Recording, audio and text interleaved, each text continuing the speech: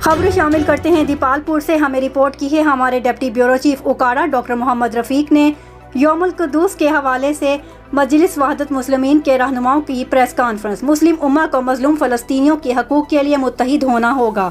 حکومت عالمی فارمز پر بیت المقدس کی آزادی کے لیے آواز بلند کرے. سید انوار زیدی نے کہا یہودیوں نے فلسطین میں ظلم و بربریت کا بازار گرم کر رکھا ہے. جس کو نیو ورلڈ آرڈر کا نام دیا گیا کہ دنیا کا ایک نیا نظام جو ہے ہم لانا چاہتے ہیں کہ مسلمانوں کے وسط میں ایک یہودی بستی قائم کرنا ہے.